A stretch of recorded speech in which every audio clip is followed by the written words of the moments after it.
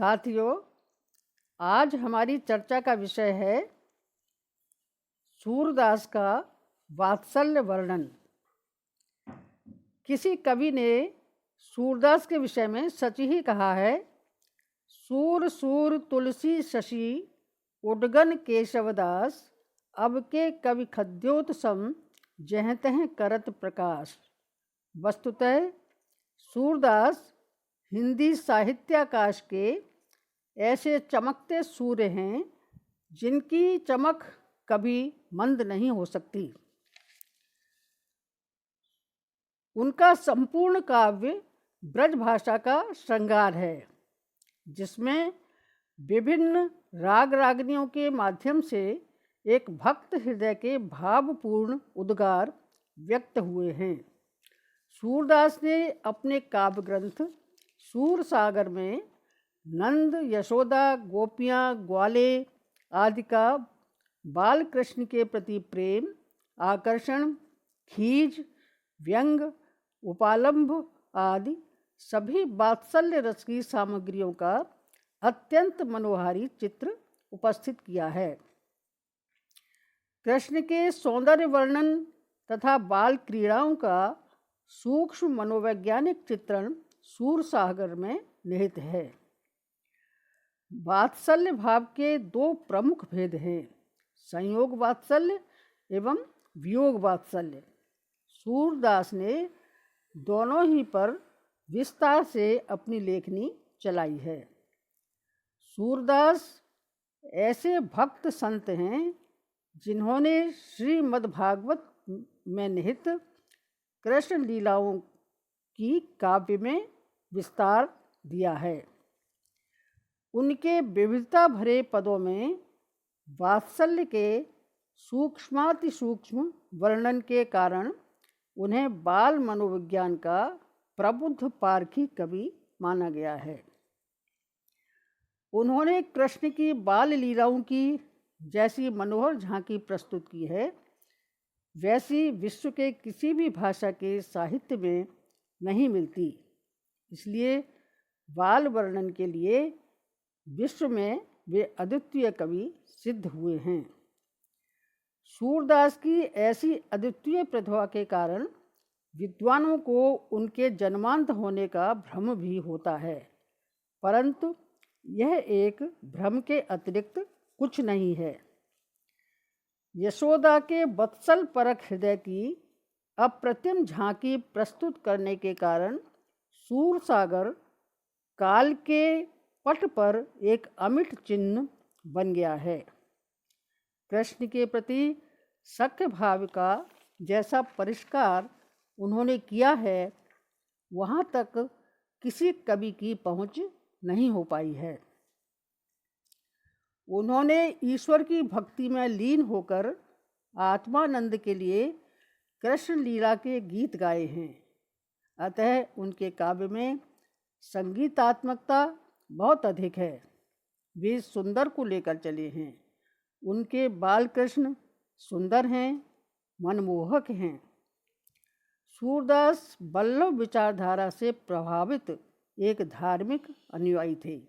यही उनका क्षेत्र है और इसी के अंतर्गत रहकर उन्होंने भाषा को अलंकारों से सजाया है। उनके अलंकार साक्षात चित्र उपस्थित कर देते हैं, विशेषकर उपमा, उत्प्रेक्षा और रूपक अलंकार।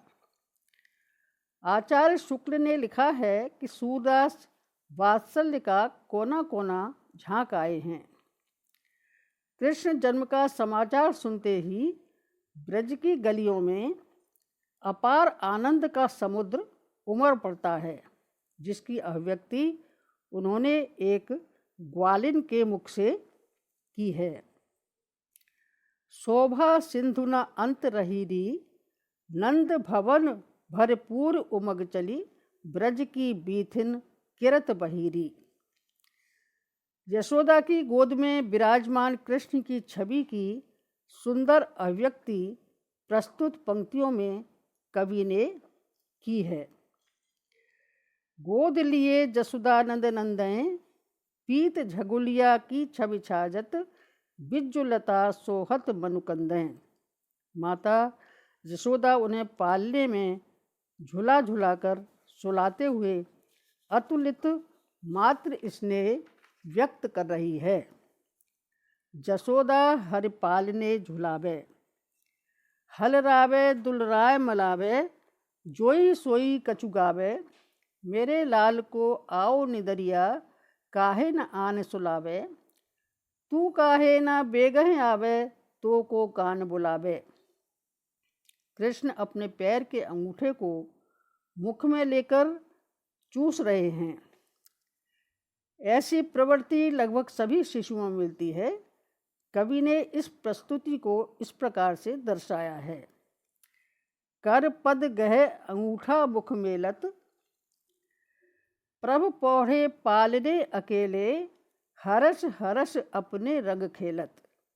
सूर ने मातृ हृदय की भी सुंदर प्रस्तुति की है। यह सत्य है कि प्रत्येक माता के हृदय में अपने पुत्र के लिए नाना प्रकार की अभिलाषाओं का केंद्र होता है।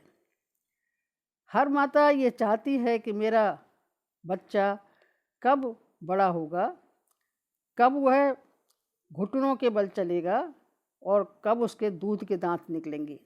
ऐसी ही अभिव्यक्ति यशोदा के मन से भी निकलती है। जसुमती मन अभिलाष करे, कब मेरो कान घुटवरन रेंगत, कब धरनी पग द्वेक धरे, कब द्वे दांत दूध के देखूं, कब तोतरे मुख वचन झरे। माता यशोदा उंगली पकड़कर कृष्ण को चलना सिखाती है और कृष्ण बाल सुलभ प्रवृत्ति के कारण डगमगाते हुए आगे बढ़ रहे हैं। सिखबत चलत जसोदा मैया, अर बराए कर पान गहावत, डगमग धरे पैया। माता यशोदा द्वारा स्नान को कहने पर कृष्ण मचल जाते हैं। यह चित्र प्रस्तुत गीत में अव्यक्त हुआ है। जसोदा जबह कहे अनवावन, रोए गए हरि लोटत री, तेल उबटनो ले आगे धर, लालह चोटत पोटत री, मैं बल जाऊं न्याओ जनमोहन, कत रोबत बिनु बाते री, काहे धर राखों छपाए के, उबटन तेल समाजेरी। कभी बाल कृष्ण मणिमंडित कनक प्रांगण में अपने ही प्रतिबिंब को पकड़ने की चेष्टा करते हुए नंद और यशोदा का मन मोह लेते हैं।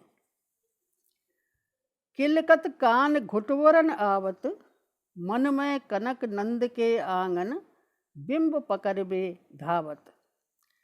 कबहु निरख हरि आप छाह को, कर सो पकड़न चाहत, किलक हंसत राजत द्वैदतिया, पुन पुन तेह अवगाहत। माता यशोदा कृष्ण को दूध पिलाने के लिए लालच देती है कि दूध पीने से तेरी चोटी बड़ी हो जाएगी, लेकिन कृष्ण बार बार अपनी चोटी देखते जाते हैं और माता से शिकायत करते हैं, मैया कबे बढ़ेगी चोटी, कितनी बार मोए दूध पीबत भई, यह अजहूँ है छोटी।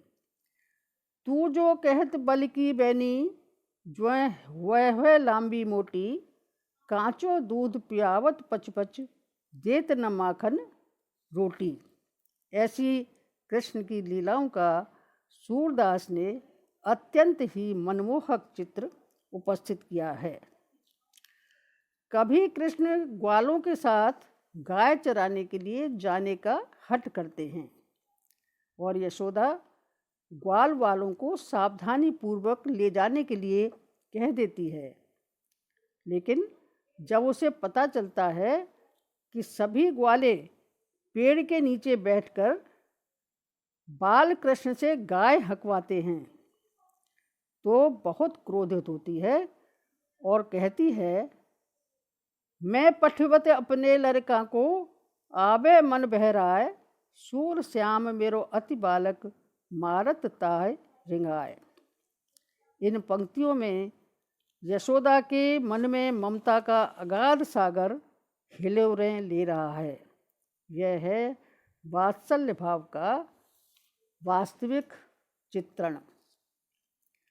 बाल क्रीड़ाओं भावनाओं के जितने चित्र सूरदास ने उकेरे हैं वे एक बालक की सामान्य स्थिति का चित्रण करते हैं।